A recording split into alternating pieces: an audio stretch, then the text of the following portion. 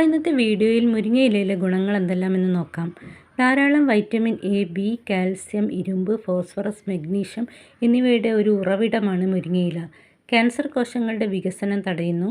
മഴക്കാലത്ത് ഇതിൻ്റെ വേരുകൾ വിഷാംശം വലിച്ചെടുത്ത് ഇലകളിലൂടെ പുറത്തുവിടുന്നു. അതാണ് കർക്കിടകത്തിൽ കഴിക്കരുതെന്ന് പറയുന്നത്. മുരിങ്ങ മരത്തിൻ്റെ പുറംതൊലി, ഇല, പൂവ്, കായ, വിത്ത്, വേര് എന്നിവ വിവിധ മരുന്ന് നിർമ്മാണത്തിനായി ഉപയോഗിച്ചു വരുന്നു. ഇനി മുരിങ്ങയില തോരൻ ഉണ്ടാക്കുന്നത് എങ്ങനെയെന്ന് നോക്കാം. ഇലകളെല്ലാം നുള്ളിയിടുക. ഇലകൾ നുള്ളിയിടുമ്പോൾ എപ്പോഴും അല്പം തണ്ടോട് കൂടി ഇടാൻ ശ്രദ്ധിക്കണം. ഇതുപോലെ. എന്തെന്ന് വെച്ചാൽ നമ്മുടെ ദഹനം എളുപ്പമാക്കാനാണ് ഇങ്ങനെ ചെയ്യുന്നത്. ഇനി ഒരു ചീനച്ചട്ടിയിൽ അല്പം വെളിച്ചെണ്ണ ഒഴിച്ച് ഗ്യാസ് സ്റ്റവ് ഓണാക്കി അതിലേക്ക് ഒരു കഷ്ണം ഉള്ളി ഇട്ട് വഴറ്റി കൊടുക്കുക. പിന്നീട് മുരിങ്ങയില ചേർത്ത് കൊടുക്കുക. എന്നിട്ട് പാകത്തിന് ഉപ്പും തേങ്ങ ചിരവിയതും ഒരു സ്പൂൺ മുളക് പൊടി കൂടി ചേർത്ത് ഇളക്കി കൊടുക്കണം. നമ്മളിവിടെ മുളക് പൊടിയാണ് ചേർത്ത് കൊടുക്കുന്നത്.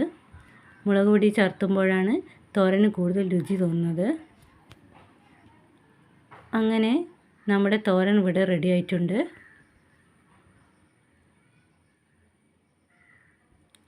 ഇനി നമുക്ക് മുരിങ്ങയില കറി വയ്ക്കുന്നത് എങ്ങനെയെന്ന് നോക്കാം.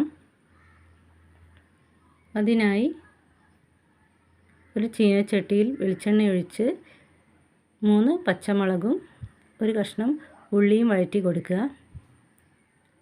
തുടർന്ന് ഒരു തക്കാളി കൂടി ചേർത്ത് നന്നായി വേവിച്ചെടുക്കണം. അതിനുശേഷം അതിലേക്ക് ഇല ഇട്ട് കൊടുക്കുക.